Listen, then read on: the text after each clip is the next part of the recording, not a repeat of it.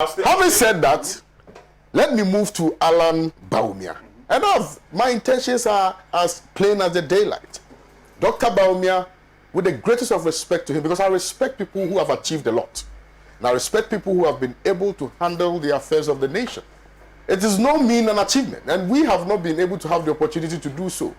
By the simple reason that he is the Vice President of the Republic of Ghana, it means that he has something. It means that he has contributed quite significantly, no matter how abysmal that has been, to the development of this country. And so we must accord him with all the respect that we can garner. However, it is important, like I said, the only thing that is constant is change. That if the MPP really wants to make an impact in the 2024 elections, I'm telling you, and look, me, I don't know any Alan person. I don't know any Alan campaign manager. I don't know anybody. The only person that I'm friends with is Solomon Owusu.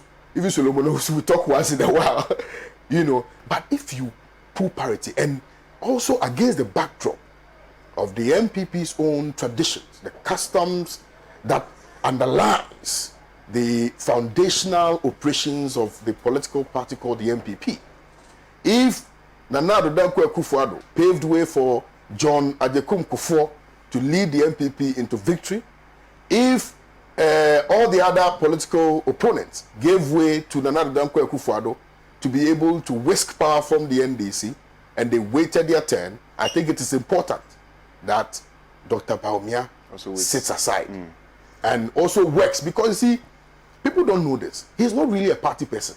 Hey. Oh yes, he's not a party person. What is his base? He's not. You see, Ellen, I know you have to do what you have to do, because it is your party. It is your party that we are talking about, and I have no locus whatsoever. But insofar as it is a political party that is intending to lead this nation, then it becomes my problem as well, because I need to also make a say, or have a say, in who leads the country going into the future. And if I want to have a say, then it's important to also put parity with the works of these two wonderful gentlemen. In fact, beyond these two people, and I don't know why we have limited the fight between Alan and Dr. Bawumia, because there are several other people who are also competing for the same position. And we should not at all relegate those people to the back, because they have also contributed significantly to the discourse, you know, in the New Patriotic Party. But on this score, like just as we have reduced Ghana's politics to NDC and MPP, it is important to admit that the contest is between Alan Kyerematen and Dr. Bawumia. But Alan Kyerematen, in my respectful opinion, has what it takes, because he's a very intelligent, dynamic man who doesn't make promises and, you know, don't fulfill. He doesn't come and says that, oh, I am the economic messiah, and when he's failing, he switches and says, I'm the digital messiah. We don't like people with two mouths. In this country, where we are is by reason of the fact that we listen to lies. People tell us lies, blatant falsehoods, and we accept it without question. And it is important that we move beyond that. Now we are where we are now.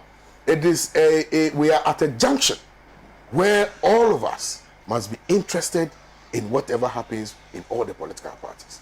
Irrespective of which one you are. Irrespective of whichever political party that you belong to, we must all be concerned about all the other political parties.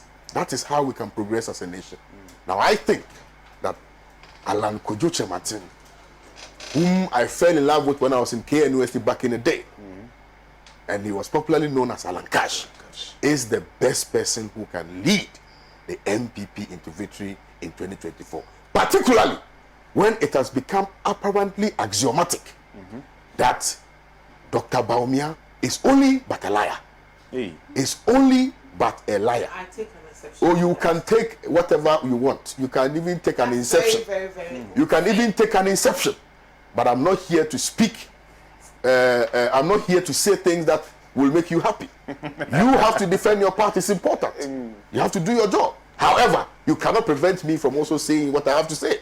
And I'm saying, I'm just taking an exception. you can take an inception. I don't really mind. You can even wait at the reception. Right. You can even wait at the reception. Right, Mr. So I see. You can even wait at the reception. You can even wait at the reception and express your exceptions. But the point I am, let me reiterate, re-emphasize, rehash in no Uncertain uncertain terms, unequivocally, that Alan Kojo Chiremantin will be the surest bet. And you see, let me end on this note.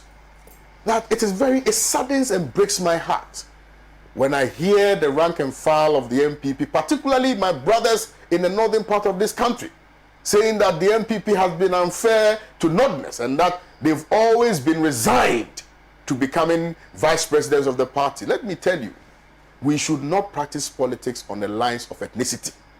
We should not practice politics on the lines of tribalism. We should practice politics on the lines of unity, on the lines of collectivity, and on the lines of development.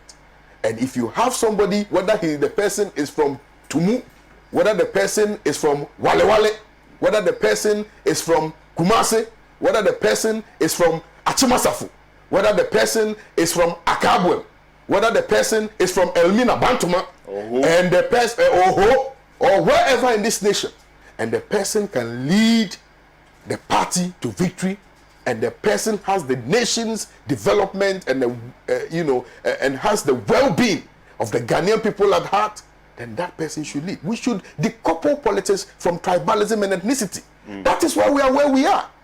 That is why when people are misbehaving in public office, they run to their chiefs and they kneel before them, asking for the good people of Ghana to forgive them.